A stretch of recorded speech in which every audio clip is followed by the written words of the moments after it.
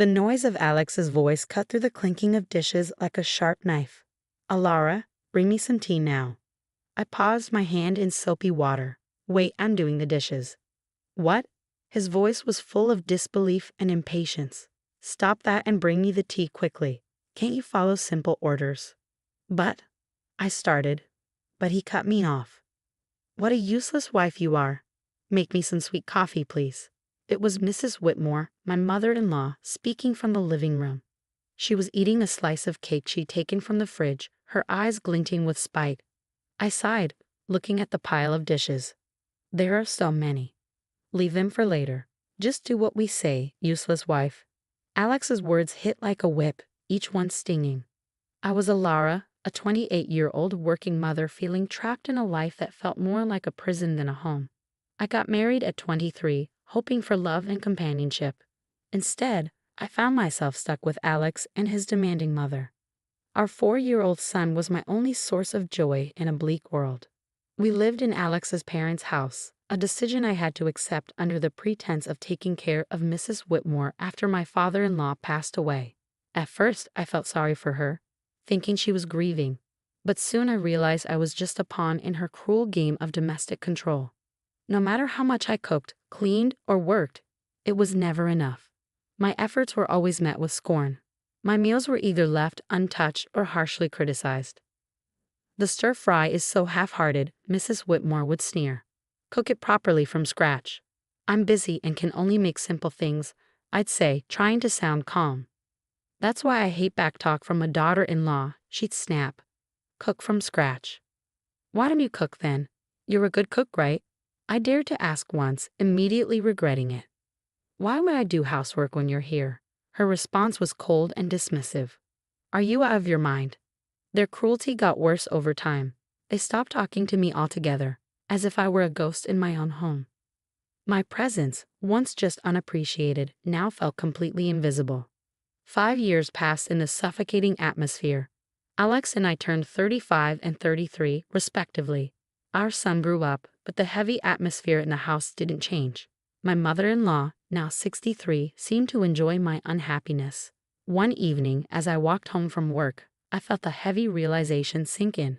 My life seemed meaningless. To them, I was like a shadow, unnoticed and ignored. The only person who seemed to see me was my son. The idea of losing even that little bit of recognition was too much to bear. When I got home, I started cooking right away, trying to push away the sadness. I made mapo tofu, fried chicken, and a stir-fry with bell peppers and pork, hoping to make our dinner feel normal. "Bring me the mayo," Alex suddenly commanded, breaking his long silence. "Sure, here you are," I replied, handing him the mayonnaise. His first words to me in ages weren't thankful or conversational, just another command. It was too much, the final straw. I couldn't tolerate it anymore. The evening got worse when Mrs. Whitmore said, "Clean the toilet." "What? Right now?" I couldn't believe it. "Yes, right now," she insisted, her voice full of bitterness. I couldn't hold back my frustration. "Don't say such things while we're eating. It's disgusting, just like your heart," she hissed, and our argument quickly escalated, with Alex joining in, demanding. I apologized to his mother, but stood my ground for the first time in years. The conflict reached its peak, and I made a decision. I needed to get out of this toxic situation, for my son's sake as well as my own. I went to my room determined. I downloaded divorce papers, filled them out, and handed them to Alex. He was shocked, but I felt nothing but determination. "I'm filing these," I said firmly. As I faced my husband's surprised expression, I realized I had finally stepped out of the shadows. It was time to take control of my life. In the days after I declared my intention to divorce, there were a lot of angry looks and hurtful words, but in the middle of it all, I felt a strange sense of freedom. One evening, as I served dinner, Mrs. Whitmore looked at the meal with disgust. "You call this food? Even a child cooks better." I held back my frustration, focusing on my son's smile. "Eat up, sweetheart. I made your favorite tonight." Alex jumped in, sarcastic. "Oh, now suddenly you're the perfect mother, huh? What a joke." I could feel anger rising, but I stayed calm. "I'm just trying to make a nice dinner for our son." Mrs. Whitmore scoffed. "Don't act like you're better than us. You're just a nuisance in this house." The tension at the table was thick. Alex's insults kept coming. So, Alara, have you even thought about how you'll manage after the divorce? You can barely handle running a household, let alone your own life. I looked him in the eye. I've been supporting this family for years. I'm not worried about taking care of myself and our son. His smirk faded slightly, a hint of unease crossing his face. Mrs. Whitmore quickly stepped in. Don't be ridiculous. You rely on us more than we rely on you. The conversation shifted to money, a topic they usually avoided. You know, without my paycheck, this household would struggle. I said more to myself than to them. Mrs. Whitmore scoffed. We'll manage. We don't need your charity. But Alex's silence said it all. He knew the truth. Without my income, they would be in trouble. In the following days, their behavior became more unpredictable. Mrs. Whitmore would switch between trying to persuade me to stay and hurling insults when I resisted. Alex, meanwhile, seemed lost, his confident demeanor fading as the reality of his financial reliance on me sank in. One afternoon, I overheard a conversation between them that sent shivers down my spine. Leaving her is not an option, Alex whispered angrily. We rely on her money. Mrs. Whitmore's response was chillingly calculated. Don't fret, I have a plan. We'll make her life so miserable she won't even think about leaving. Hearing their true intentions shocked me. They didn't care about me or our son. It was all about control and money.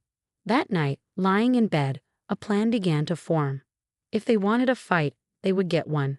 But not with arguments. I would hit them where it hurt most, their pride and their wallets. The next morning, I set my plan in motion. I contacted a lawyer, a sharp, no-nonsense woman. I want a divorce, and I want to ensure they don't get more than they deserve, I told her. She nodded firmly. We'll make sure of that. You've been the main provider, right? We'll use that. With each passing day, my determination only grew stronger.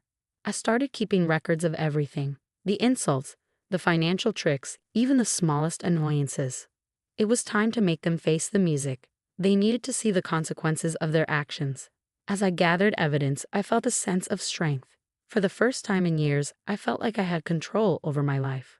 The shadows of disrespect were fading away, and in their place, a new beginning was emerging.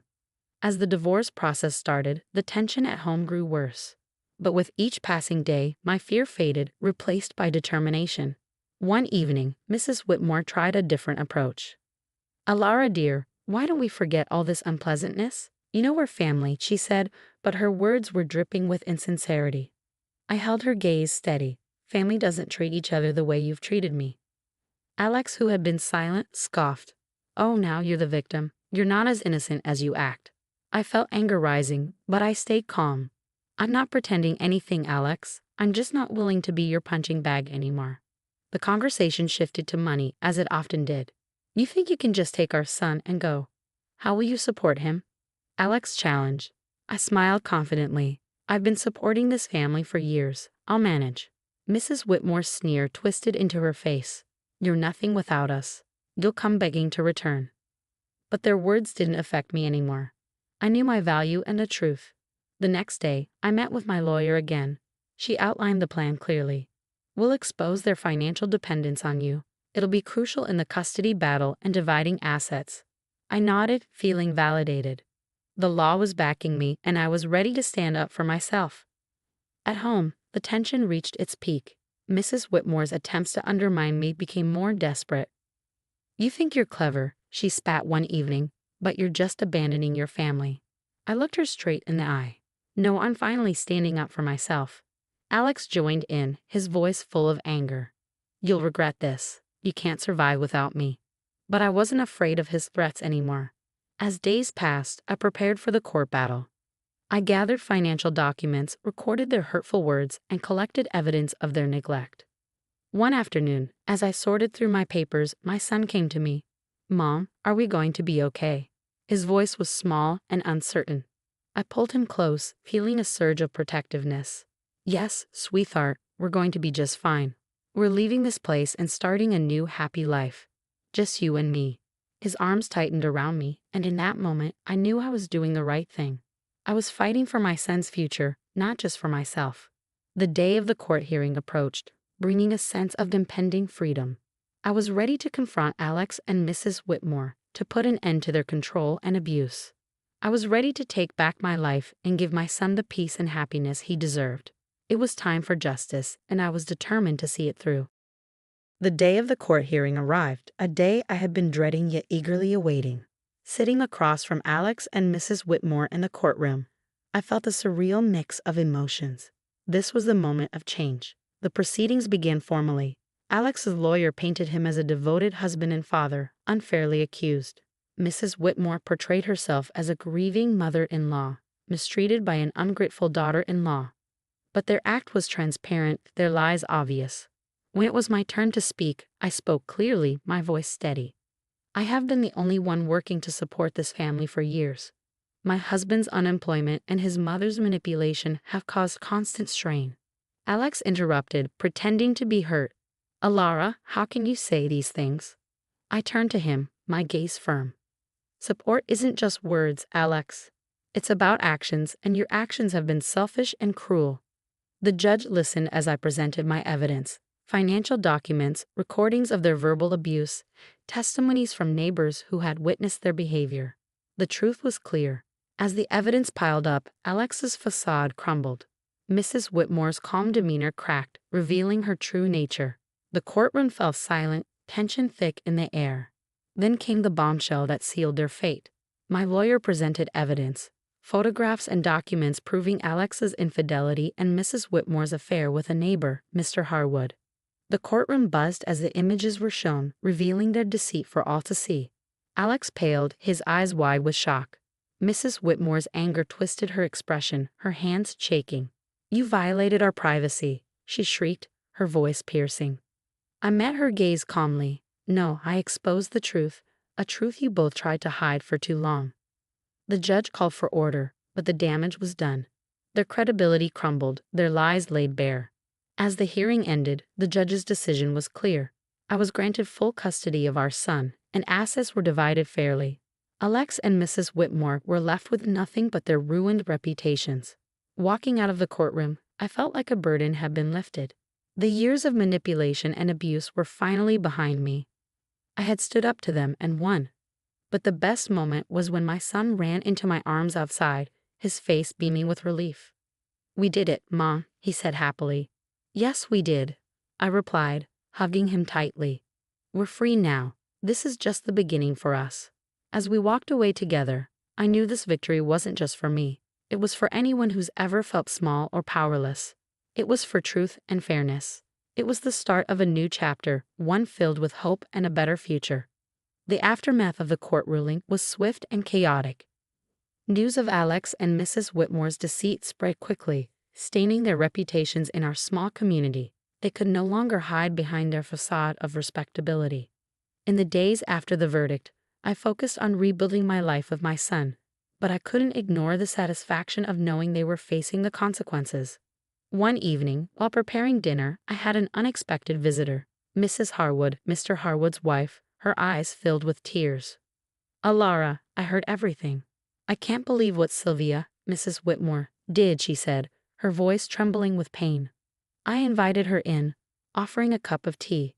As we sat at the kitchen table, she poured out her heartache. I trusted her as a neighbor, as a friend, and to think she was having an affair with my husband. I listened, offering comfort. It was clear Mrs. Whitmore's actions had caused more damage than she anticipated. The next day, I ran into Alex in town. He looked defeated, a shadow of his former self, his arrogance gone. I paused, facing him. What's left to say, Alex? He shifted uncomfortably, avoiding my gaze. I'm sorry for everything. I didn't realize how much I relied on you, on your strength.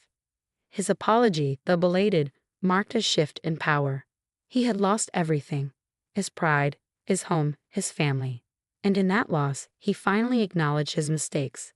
But it was Mrs. Whitmore who faced the harshest consequences. Her affair with Mr. Harwood had not only tarnished her reputation, but also led to legal troubles. Mrs. Harwood had filed for divorce and was suing her for alienation of affection. I heard about Mrs. Whitmore's downfall through whispers and rumors from neighbors, painting a picture of a woman brought down by her own actions. She became an outcast, rejected by those she once called friends.